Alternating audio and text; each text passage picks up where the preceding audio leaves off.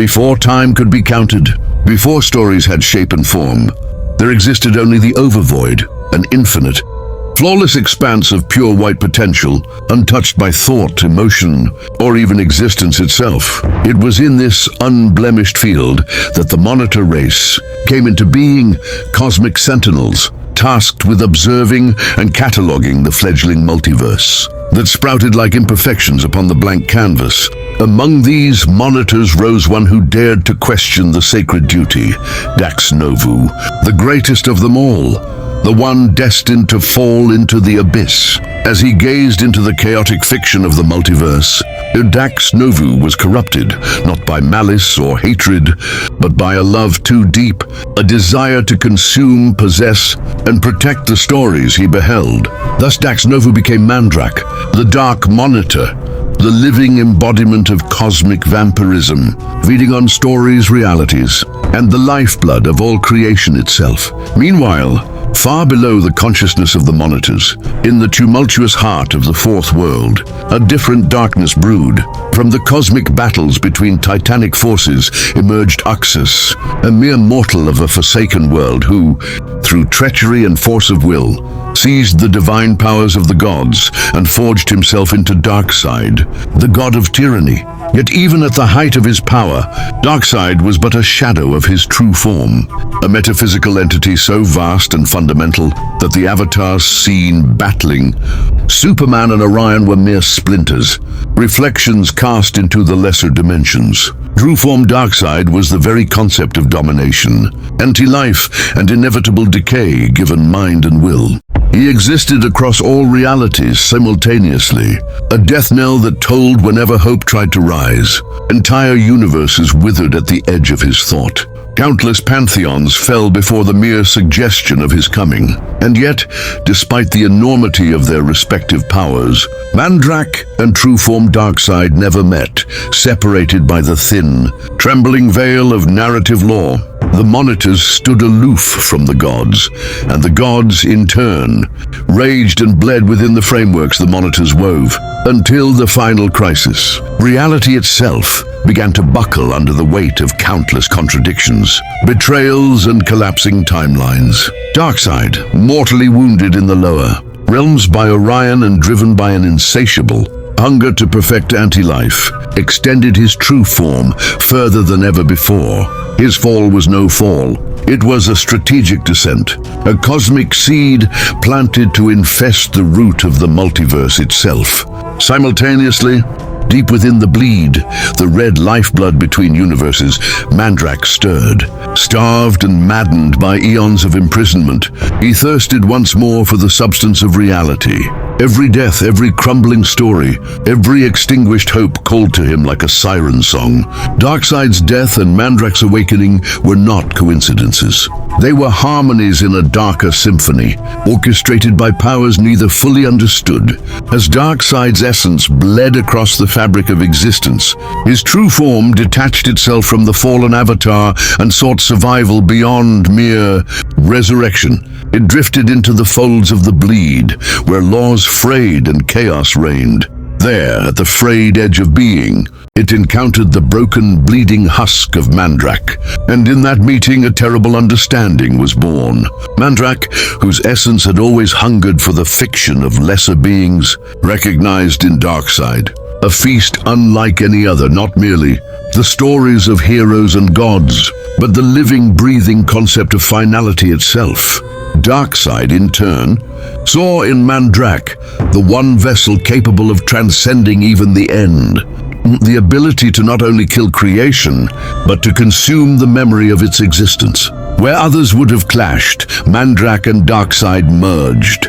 It was not a fusion of flesh or spirit alone, it was a melding of primal urges. The will to dominate fused with the hunger to devour. Anti-life and anti-narrative intertwined. The multiverse screamed as a new singularity was born. Darkrakk, the absolute end. Darkrakk did not merely threaten existence, he nullified it. With every breath, stories faded. With every heartbeat, realities collapsed. Words unwrote themselves. Memories evaporated like mist under a black sun. The celestials, the endless, even beings beyond gods felt a cold, unrelenting pressure squeeze at their existence. Entire universes simply ceased to be, not destroyed, not even forgotten, but made as if they had never been imagined. Darkrakk moved slowly, inexorably, across the multiverse, an endless tide of nullification. Yet within the last embers of surviving creation, a fragile resistance flickered. Ancient gods, final champions, hidden weapons of the source, and forbidden powers born from the dreams of dying worlds. They would rally, not merely to fight for survival, but for the right to continue existing in a cosmos where the very act of memory was now under siege. The battle for all of reality was about to begin, and Darkrakk would not be denied. The multiverse bled.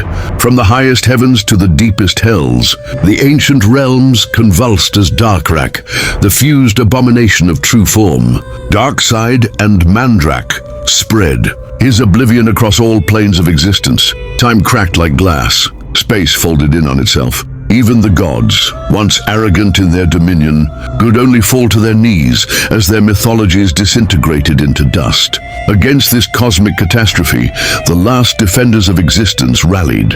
At the edge of what was left, in a twilight realm where past, present, and future blurred into one endless battlefield, the final armies assembled. Beings who once warred across galaxies now stood side by side. For there was no tomorrow to claim, only now. From the source wall, fractured and weeping stardust, emerged the ghost of Highfather, wielding the remnants of the source spear. Beside him soared Superman-thought robot, a being forged from pure narrative will, shining brighter than a dying sun. The Spectre, draped in chains forged from the last prayers of the faithful, levitated silently, his eyes burning with divine judgment. And yet, against Darkrakk, even these titans were as flickering candle flames before a black hole. Darkrakk descended not with sound or fury, but with a slow, inevitable silence. Reality seemed to hesitate at his passing, as if reluctant to acknowledge his existence, for to do so was to begin the process of erasure. The battle was joined. Highfather led the first charge, hurling the source spear with a cry that echoed across collapsed dimensions. The spear struck true, embedding itself deep into Darkrakk's chest, but the Titan did not falter. Instead, tendrils of pure anti-life and anti-narrative writhed from the wound, consuming the spear and Highfather's spectral form in an instant. He was gone, not slain, unmade. Spectre rose next, invoking the full wrath of the presence. He grew to the size of galaxies, his voice commanding dead stars to reignite, collapsed gods to reawaken. His power smashed into Darkrakk like a tidal wave of judgment. For a heartbeat, Darkrakk staggered, but then, with a slow and deliberate motion, he raised his hand and clutched the concept of Spectre's divine authority. With a twist, he unwrote Spectre's connection to the divine. The spirit of vengeance shrieked in silent horror as he was reduced to a ghost of himself, chains falling limp around a broken form that was consumed by the bleed. Only thought robot Superman remained. He alone stood unaffected by Darkrakk's passive nullification, his very being designed to adapt to any threat. His body glowed brighter, fueled by every surviving story, every lingering hope, every desperate prayer across the remaining shards of creation. Thought robot Superman lunged, punching through Darkrakk's outer shell, fracturing the blackened armor of annihilation. Darkrakk responded with a wave of anti-existence, erasing entire layers of Superman's narrative structure. Pieces of Superman's being, alternate versions, past lives, future possibilities, were torn away with each blow.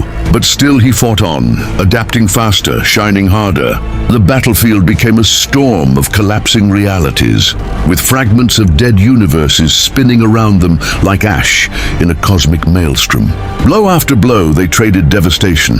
Thought robot Superman tapped deeper into the overvoid, drawing on the purest metafictional energies until his fists became the voice of a billion survivors crying out for existence.